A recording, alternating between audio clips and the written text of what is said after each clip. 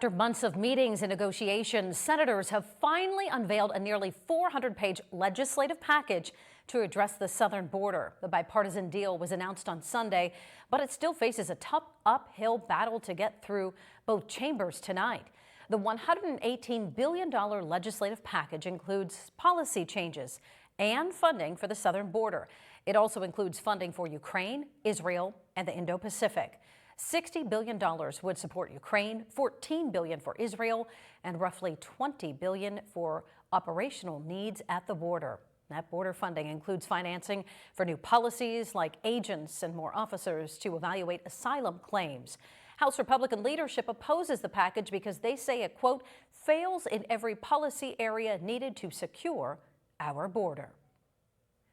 Out of 40 community foundations in the state of Pennsylvania, the one in Erie is in the top 5.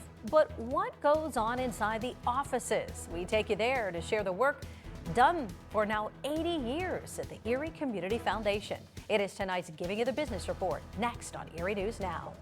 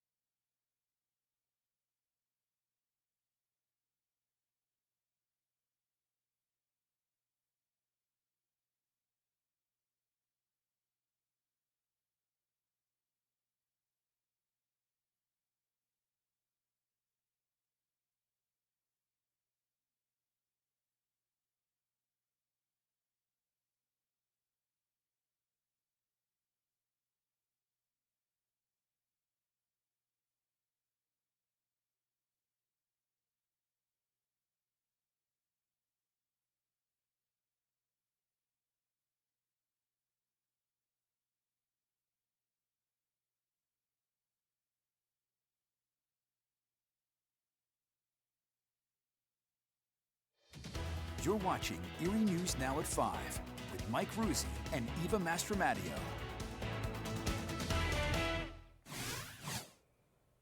Erie has proven to be a very generous community, and every year around the same time, there's an event called Erie Gives.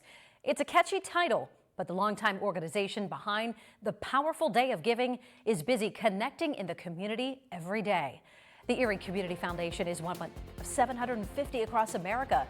We take a closer look in this week's Giving You the Business Report, sponsored by the Erie Regional Chamber and Growth Partnership.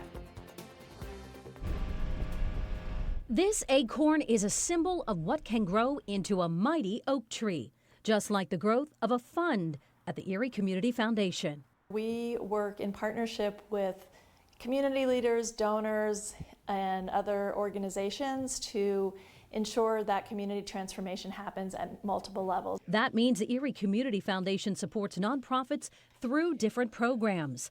Karen Billowith is the president and CEO. She's worked with community foundations around the nation and came to Erie a few years ago. She's one of 17 full-time employees at this growing foundation.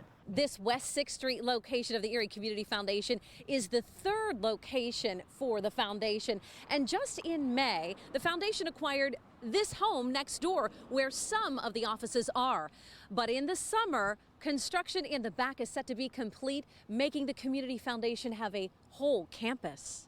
A campus that will continue its close relationship with a nonprofit partnership, which oversees 450 member organizations locally. They're not members of the Community Foundation, but we support all of those organizations in different ways, especially through Erie Gives. Great evening and thanks for participating. The yearly day-long giving effort where people donate to a charity of their choice.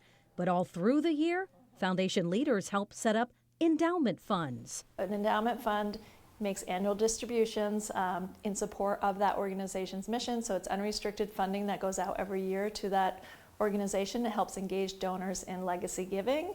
The foundation has a strong grant-making program, even unveiling new software in the new year to help local organizations. We just continue to want to be a great partner with the community, with our donors, with stakeholders, and with our nonprofits. As the foundation is celebrated for 80 years of service.